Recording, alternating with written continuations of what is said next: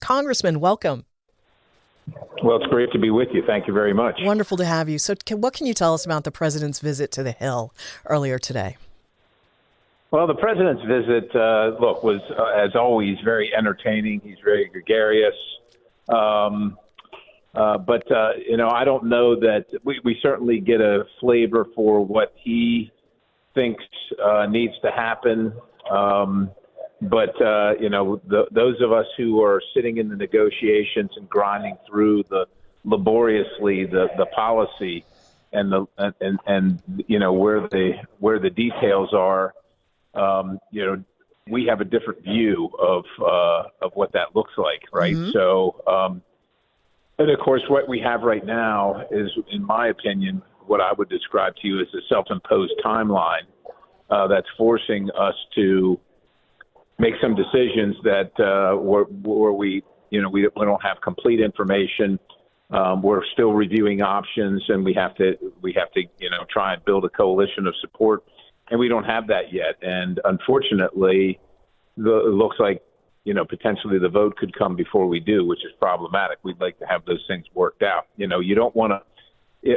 For me personally, and I've said this publicly, it's important to get it right more than it's important to get it fast. Mm-hmm. Mm-hmm. Yeah.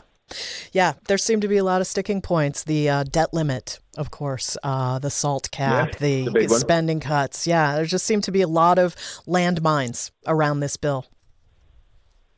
Yeah, there are. And of course, look, a lot of it is normal Washington business. There are fake cuts, that score a certain way, and it looks good from the outside. But if you work in Washington, that these things are intended never to happen. So all the spending happens in the first 5 years. Mm-hmm. All the savings happen in the last 10 years. Of course, the spending, you can guarantee that that's going to happen, and then some. The savings, you can always guarantee that none of that's going to happen. And of course, that's how you end up in the circumstance where we're headed towards $37 trillion in debt, and there's no end in sight.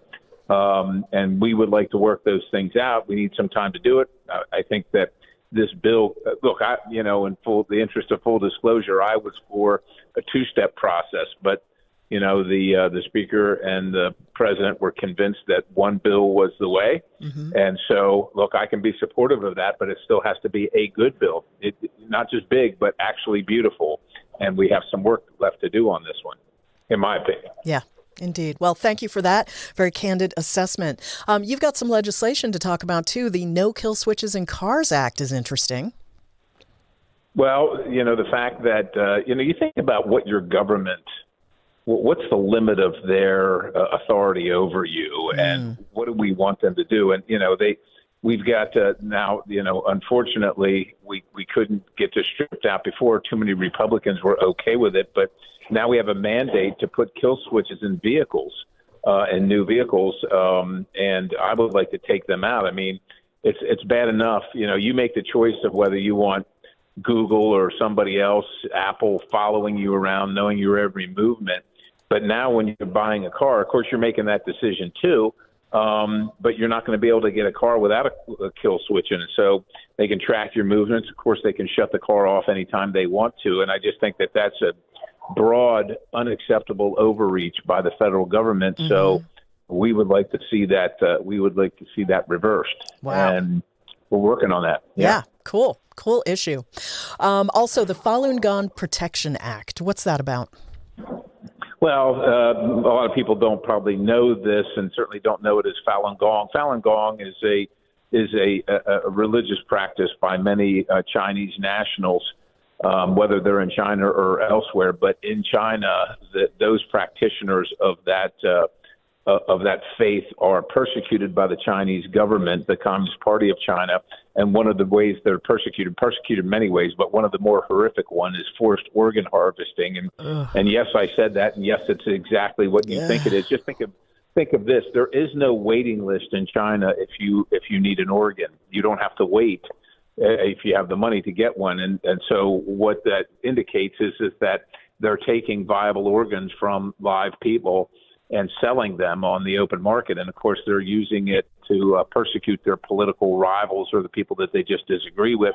And we seek to end that practice, obviously. We think that that's medieval and barbaric and unacceptable, certainly in the civilized society in the 21st century. And so the bill, which did pass the House, and I hope it will in the Senate as well, it makes it a U.S. policy to end dealing with any entities in China that continue that practice or are involved in that practice of the forced organ harvesting trade. Oof, that is a grisly business, but an important issue. Yes. Yes. Congressman, Thank you so much for joining me. Congressman Scott Perry, Republican of PA. Really appreciate your time. Have a great day. God bless you. Take care. You too.